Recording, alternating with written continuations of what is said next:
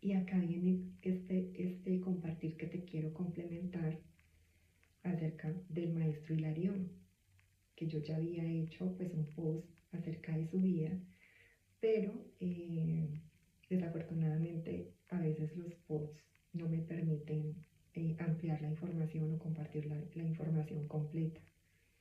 Y entonces el maestro Hilarión, precisamente, como ya te había comentado, fue Saulo de Tarso, ¿sí?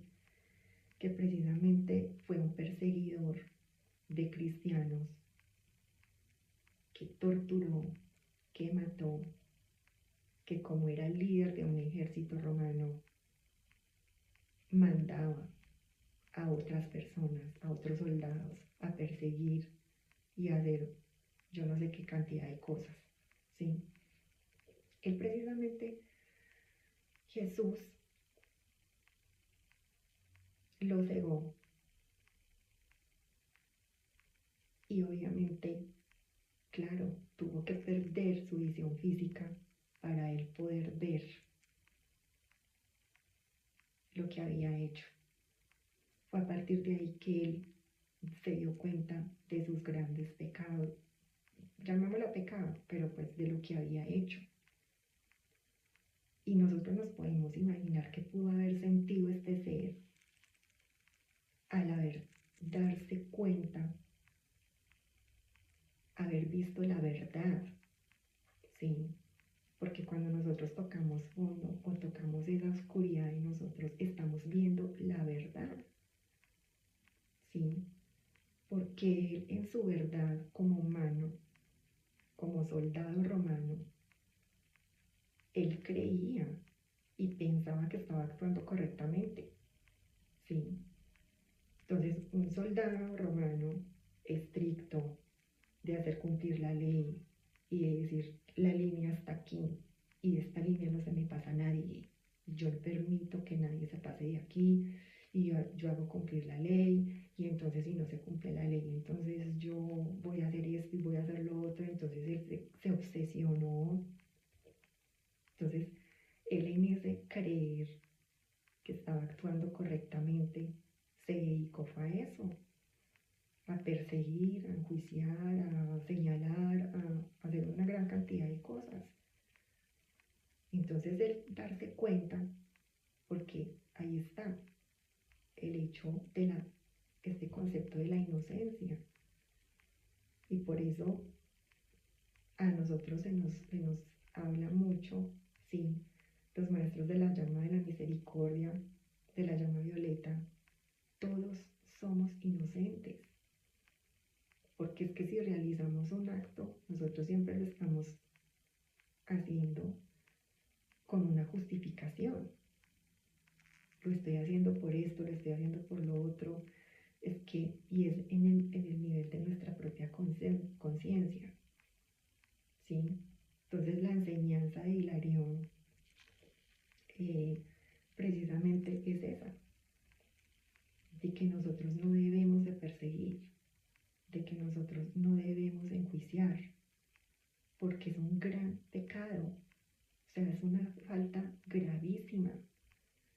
Y el aprendizaje de él fue muy fuerte, demasiado fuerte y demasiado profundo. Estudiar a Hilarión para mí es una cosa que me hace reflexionar muchísimo, ¿sí? Porque en esa vida como Saulo de Tarso, que él mismo se arrepintió y se redimió, se arrepintió tanto que hasta se ganó la simpatía de Jesús, y por esto lo nombró apóstol, el apóstol Pablo, ¿sí? Pero eso no fue suficiente, ¿sí? Entonces en la Biblia, ay no, mi lindo, y aquí terminó todo y ya, y vivieron felices para siempre. Pues no, ahí no termina la historia, ¿sí? Porque ya él, pues sí, fue Pablo, el apóstol Pablo, pero ya él no ascendió en esa vida, ¿sí? En la siguiente, que encarnó como Hilarión, entonces se nos cuenta cómo él pasó 20 años de esa vida formándose con Jesús. Sí, Jesús ya, pues obviamente, pues ya había ascendido, ya había pasado pues esa vida como Jesús, pero él se volvió su maestro y su gurú. Entonces Jesús le enseñó el arte de la sanación. ¿Sí? Entonces a partir de ese momento, cuando él hizo su primer milagro, él pasó a ser perseguido. No para que lo mataran. A partir de ese milagro, a partir de ese primer milagro, él pues se volvió súper famoso. Eso fue una cosa loca porque pues una persona que llega y hace un milagro de sanación, pues corrió la voz y todo el mundo empezó a buscarlo para que lo sanara. ¿Sí? Entonces, aquí nos podemos dar cuenta cómo, así como en el libro de los muertos se representa y la diosa Hathor con una balanza en el cual en un platillo está el corazón y equilibra el peso del corazón con una pluma. Entonces, ese es el karma. El karma no es un castigo y el tribunal kármico no existe para colgarte en un árbol y darte azotes por toda la eternidad. Y tampoco te van a meter en una caldera llena de fuego por toda la eternidad. No, ese no es el tribunal kármico. El tribunal kármico, al finalizar una vida, precisamente lo que hace es medir el peso de tu corazón y equilibrarlo con el peso de una pluma. ¿Sí? ¿Y qué significa la pluma?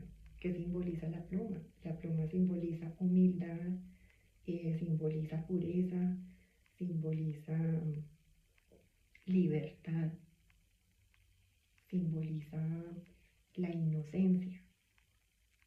Entonces, ese es el medio por el cual el tribunal kármico mide, sopesa las cargas de un corazón al finalizar una vida. Y pues en el caso de Saulo de Tarso, del apóstol Pablo, en esa vida, pues llevaba una gran carga. Así se hubiera arrepentido, así se hubiera redimido, y así el Maestro Jesús lo haya nombrado apóstol, pues es una cuestión muy difícil de olvidar, ¿cierto? Eso nos hace cuestionar que eso es muy difícil, tú, a pesar de obtener un perdón, perdonarte a ti mismo. Entonces esa carga no la alivió él con eso. Ahí podemos ver que esa carga él la llevó consigo finalizando esa vida. ¿Y cómo se equilibra esa carga? Haciendo precisamente obras buenas, obras que precisamente para ti representen significado importante y que te alivien, que realmente tú sientas ese alivio y esa libertad porque tú mismo estás redimiendo esos actos que cometiste. ¿Sí?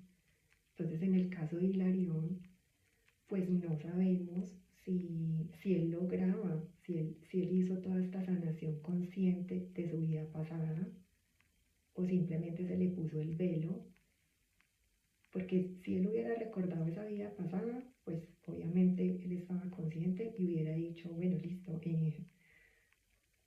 yo estoy haciendo por este motivo y entonces para mí esto no supone una carga o una cosa horrible. Pero resulta que de pronto para él sí, y si no lo recordó, pues pudo haber sido algo muy estresante, muy esclavizante. Y muchas veces muchas personas tienen dones, nacen con dones y renuncian a ellos precisamente porque se dan cuenta que eso es esclavizante, que es duro llevar un don y que simplemente quieren llevar una vida normal, entonces como que, ay no, yo no quiero saber nada de esto, yo no quiero tener este don, yo no quiero, ¿sí? Entonces a muchos se les acepta, listo, no quiere tener esa misión en esta vida de redimir determinada situación en esta vida ejerciendo determinado servicio, pero hay otras personas que no se les permite. Hay otras personas que o sí o sí. Entonces las encierran para que solamente haya un camino en su vida. Entonces los trabajos no les salen, las relaciones no les salen, los viajes no les salen, todos los deseos del ego y las pretensiones del ego no se les cumple. Entonces vemos a muchas personas, ay, ¿por qué Jesús no me da esto? ¿Por qué Dios no me da esto? Yo soy un fracasado, soy una fracasada, mire, esto no me da, ¿sí? Entonces vienen unos sentimientos que se cristalizan pensando y echándole la culpa a la otra parte, a la parte divina, cuando realmente no se han hecho conscientes de ese camino y de esa guía que le están dando y que es ese camino que deben de seguir, ¿sí? Entonces en el caso de Hilarión pasó que él lo persiguieron y lo persiguieron y llegó un momento en que se sentía cansado, que quería descansar, tomarse su tiempo y se quiso esconder en una montaña, se escondía en otro valle, en otra oportunidad y allá llegaban las personas, allá llegaban. Entonces, además que fue una vida muy, muy ajetreada, muy emocional por todas las cosas que hacía milagros, pero en esa vida él ascendió y se volvió el maestro de la curación, se volvió el maestro, el Choán de la llama verde, que es de la curación, de la plenitud, de la verdad. ¿Por qué? Porque si tú no ves una verdad, si tú no ves tu verdad, ¿tú cómo vas a sanar? ¿Tú cómo vas a trascender esa situación? ¿Sí? Entonces tú tienes que ver con los ojos de tu alma lo que no quieres ver. Muchas veces no queremos ver esa parte oscura. Muchas veces no queremos llegar a ese fondo porque es más fácil hacernos los locos y seguir nuestra vida como que no ha pasado nada y es nuestra zona de confort. Entonces esto es algo de valientes, se requiere de coraje, querer ser mejores, querer solucionar algo, querer hacer un trabajo con nosotros mismos, ¿sí? Entonces esto no es ningún paseo.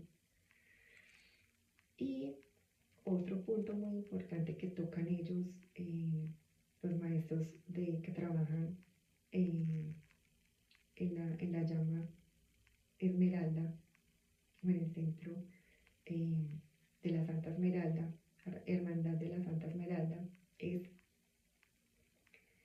que los templos y los retiros de la llama de la curación en la isla de Creta, donde están el maestro Hilarión y la maestra Palas Atenea, y en el retiro etérico en Portugal, en Fátima, de la maestra Madre María y el arcángel Rafael, se llevan aquellas almas que se consideran ateas, porque es una herida muy profunda. Estas personas que se consideran ateas es porque han vivido una desilusión grandísima. Y eso es una desilusión, es una herida muy profunda del alma que han tenido estas personas en algún momento de sus vidas a causa de maestros, de ministros, de sacerdotes, de personas que se hacían llamar mensajeros, enviados de Dios o representantes de Dios, y que eh, por religiones, por estar en religiones, pues obviamente cometieron abusos a la gente, a estas personas. Entonces crearon estas heridas del alma. Y hay personas que tienen muy marcadas estas heridas. Es una desilusión muy grande porque es negar, es como negar tu padre y tu madre, ¿sí? Pero a nivel espiritual. Negar la parte sagrada, negar la parte divina, negar tu origen, es una herida de identidad espiritual, es una herida muy profunda. Entonces eso es algo que tienen hacen mucho énfasis en esto, en que allí se llevan estas almas para curación, ¿sí? Entonces nosotros podemos ver en todos estos documentales de estas sectas cómo estas personas que pensaban que estaban actuando bien, niños o niñas que crecieron porque sus padres ya hacían parte de estas sectas o de estas religiones, ¿sí? Pues por poner un ejemplo, porque los casos pueden ser muchos, ¿sí? Pero yo he visto estos documentales y tú puedes ver el dolor de estas personas cuando se dan cuenta que ellos pensaban que estaban actuando bien, porque le servían al maestro, porque pensaban que eso era lo correcto, que eran enviados de Dios, entonces había que servirles de determinada manera, y que eran inducidas para enseñarles a las otras personas nuevas o a las niñas que ya estaban teniendo cierta edad, y las preparaban para poder empezar a servirle a este maestro o a estas personas. Y tener un despertar en una sala de juicio, porque por lo general a estas personas se les encierra y no se les permite tener contacto con el mundo exterior o con otras personas. Precisamente ¿por qué? Porque no quieren que se den cuenta de, de, de lo que es la verdad. Entonces las mantienen aprisionadas en una mentira, ¿sí? Entonces una cosa es tú tener conciencia y adquirir conciencia y darte cuenta de la verdad por ti mismo o por ti misma. Y tú darte cuenta de esa verdad en un tribunal y que a ti te expliquen de una cosa bien cruda, de una forma muy así, que lo que tú cometiste fue un delito, tú puedes ver el dolor de estas personas, darse cuenta de esa verdad, que se jugó con su inocencia, que se jugó con su dignidad, con lo más sagrado de su ser. Eso es tenaz, adquirir esa conciencia de una manera repentina y que te quiten la venda de esa manera repentina. Eso no tiene comparación. Entonces, esto era lo que tenía para compartirte el día de hoy. Si mi mensaje te sirve de alguna forma, pues para eso es, para que te sirva. Y si no, pues déjalo pasar. Aquí estamos para lo que te pueda servir. Y te mando un abrazo muy grande. Chao, hasta pronto.